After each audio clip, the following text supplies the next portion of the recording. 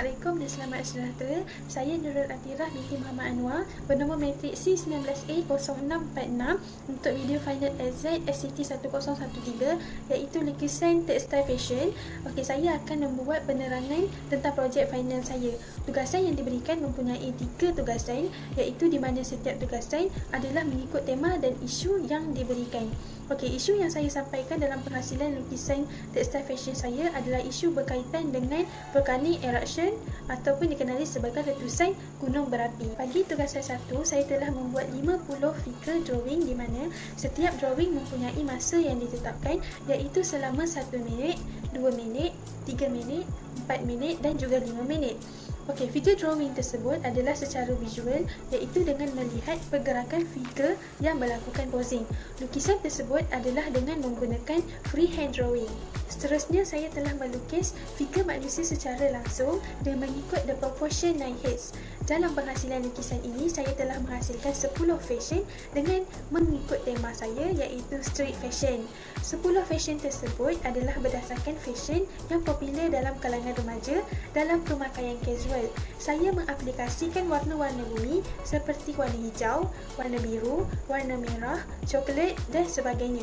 Saya memilih warna tersebut kerana warna tersebut kontra dan menunjukkan semangat, keyakinan serta keberanian dalam street fashion. Oleh itu, ia sesuai digayakan oleh golongan remaja.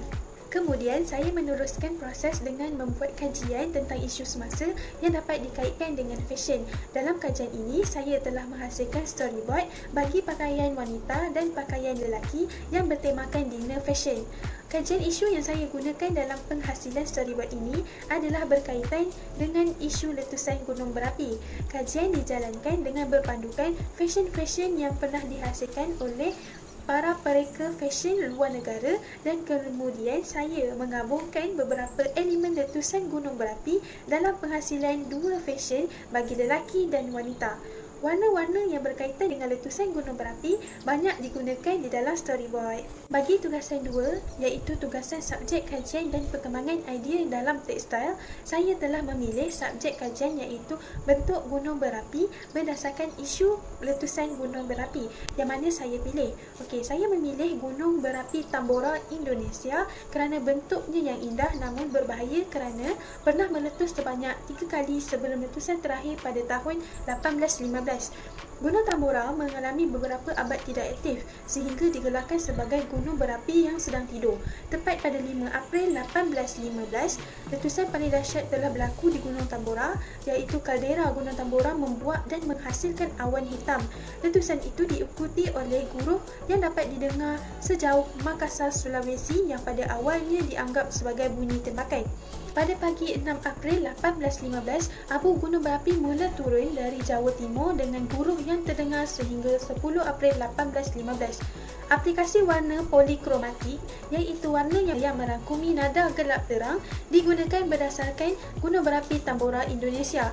Dalam tugasan ini, 5 idea development berdasarkan subjek kajian iaitu gunung berapi telah dibuat dan 5 peletakan susunan motif di dalam fabrik juga telah dihasilkan, di mana bentuk gunung berapi yang dihasilkan dalam bentuk geometri telah disusun dalam fashion mengikut 5 susunan iaitu full drop repeat pattern, horizontal repeat pattern, vertical repeat pattern, orgy repeat pattern dan half drop repeat pattern. Seterusnya, proses diteruskan dengan membuat perkembangan idea melalui design line. Saya telah membuat 5 idea development pada motif fabrik dan meletakkannya di dalam rekaan fashion serta melakar 5 design line untuk fashion dengan motif yang telah dipilih.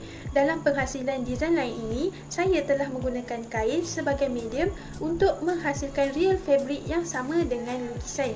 Mixed medium telah digunakan di mana saya menggunakan cat air, white drawing pen, marker berwarna dan pensel warna untuk menghasilkan fabrik yang betul.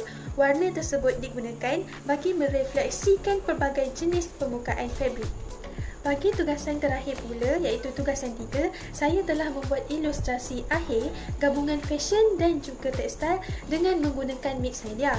Lukisan tugasan 2 digunakan dalam tugasan 3 di mana saya telah melakukan gabungan fashion dan juga tekstil dalam lukisan saya. Latar belakang yang terdapat di dalam lukisan ini adalah mengikut isu yang diketengahkan iaitu isu letusan gunung berapi. Saya mementingkan ilustrasi dan latar belakang untuk menceritakan tentang isu yang dibawa ke dalam penghasilan fashion. Dalam tugasan 3 ini juga, lukisan teknikal bagi setiap fashion dari bahagian pakaian sehingga ke aksesori telah pun dibuat. Lukisan teknikal ini menunjukkan perincian dengan jelas jahitan yang terdapat pada pakaian, pada pandangan hadapan dan juga pandangan belakang.